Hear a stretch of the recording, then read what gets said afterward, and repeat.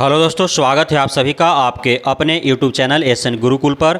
दोस्तों 11 अगस्त 2023 को माननीय सुप्रीम कोर्ट के द्वारा एक आदेश पारित कर एनसीटीई के गजट 18 जून 2018 वाला रद्द करते हुए और सुप्रीम कोर्ट ने यह ऑर्डर पारित किया कि बीएड वाले पीआरटी अर्थात प्राइमरी शिक्षक बनने के लिए अयोग्य हैं और उन्हें जो है पीआरटी से बाहर कर दिया गया, जिसे लेकर के लगातार देश के विभिन्न हिस्सों में बीएड वाले जो है धरना प्रदर्शन कर रहे हैं, आंदोलनरत हैं। वे अपने सरकार से और सर्वोच्च न्यायालय से अपनी मांगों के लिए गुहार कर रहे हैं और वे जो है रिव्यू पिटीशन डालने की बात कर रहे हैं।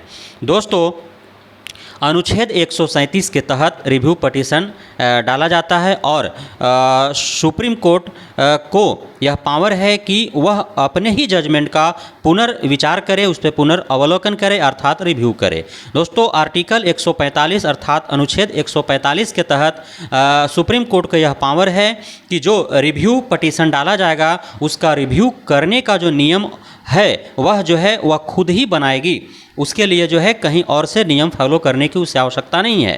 दोस्तों रिव्यू पिटीशन जो डाला जाता है वह ऑर्डर पारित करने के 30 दिनों के अंदर डाला जाता है, अर्थात 11 अगस्त 2023 को ऑर्डर जब माननीय सुप्रीम कोर्ट ने पारित किया है तो बीएड वालों को जो है 10 सितंबर तक ही उन्हें समय मिल पाएगा रिव्यू पिटीशन डालने के लिए। यदि 10 सितंबर तक रिव्यू पिटीशन उनके द्वारा डाला जाता है तो उस पर जो है सुप्रीम कोर्ट जो है उस पर विचार कर सकती है, पुनर्विचार कर सकती है।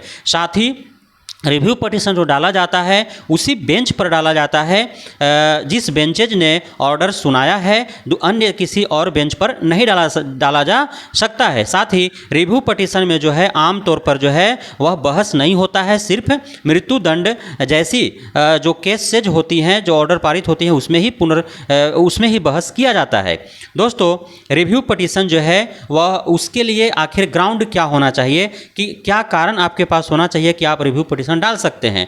तो आप सभी को पता है कि लगभग 37 पेज का जो है ऑर्डर पारित किया गया है और उसमें 40 विभिन्न बिंदुओं पर जो है चर्चा की गई है। कोई ऐसा बिंदु जो है वो सुप्रीम कोर्ट के द्वारा नहीं छोड़ा गया है। आप जब उसके ऑर्डर को जो है गहराई से पढ़ेंगे तो आपको पता चल जाएगा।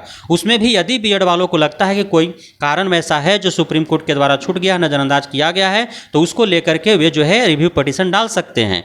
कोई नया जो है तथ्य होना चाहिए, कोई नए एविडेंस होना चाहिए, साक्ष्य होना चाहिए, है ना, और कोई अन्य कारण होगा तो उस पर सुप्रीम कोर्ट ही स्वतंत्र है कि उस कारण को माने अथवा न माने।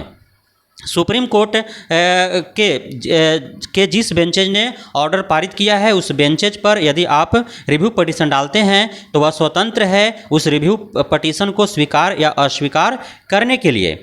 उसके बाद जो है उसमें कोई बहस नहीं होता है, वह जो है लिखित जो है रिव्यू पिटीशन डाला जाता है और उस बेंचेज जो है वो उस पर विचार करते हैं। यदि उन्हें लगता है कि जो आपके द्वारा तथ्य, साक्ष्य या कोई कारण बताए गए हैं, यदि उन्हें लगता है कि हाँ उनसे भूल हुई है तो उसमें जो है आंशिक रूप से परिवर्तन किया जा सकता है। ऐसा नहीं है कि पूरे फैसले को ही बदल दिया जाएगा।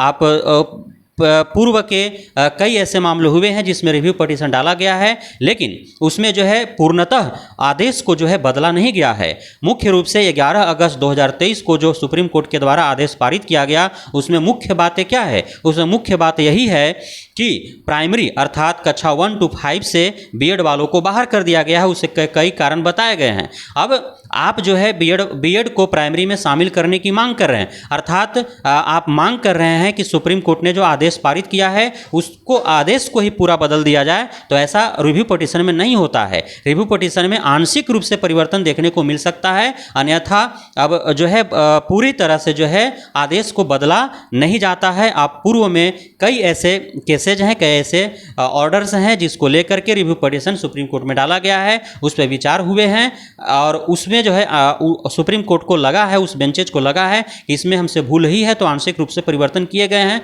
ऐसा नहीं है कि पूरी तरह से जो है ऑर्डर को ही बदल दिया गया है। पुनर्विचार का मतलब ये नहीं है कि पूरा ऑर्डर को दोबारा वे स्क्रूटनी करेंगे, ऐसा नहीं है। आंशिक रूप से सिर्फ परिवर्तन होता है यदि कोई विशेष रीजन हो तो।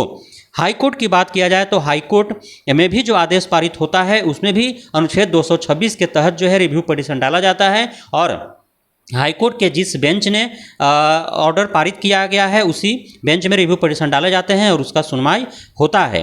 रिव्यू पिटीशन में एक बार पुनः मैं बता देता हूं कि आंशिक रूप से परिवर्तन होता है, पूर्णतः फैसले को बदला नहीं जाता है। इसलिए बीएड वाले जो हो हंगामा मचा रखे हैं उनके लिए यही बेहतर होगा कि वे माननीय सुप्रीम कोर्ट के द्वारा पारित आदेश को जो है वो स्वीकार कर लें और पुनः वो अपने क्षमता, अपनी कुशलता और अपने अवसर को पकड़ते हुए अपने तैयारी में लग जाए। उनके लिए बहुत ज़्यादा अपॉर्चुनिटी है। बहुत बहुत धन्यवाद आप सभी साथियों का हमसे जुड़ने के लिए। इसी प्रकार अब जुड़े रहें।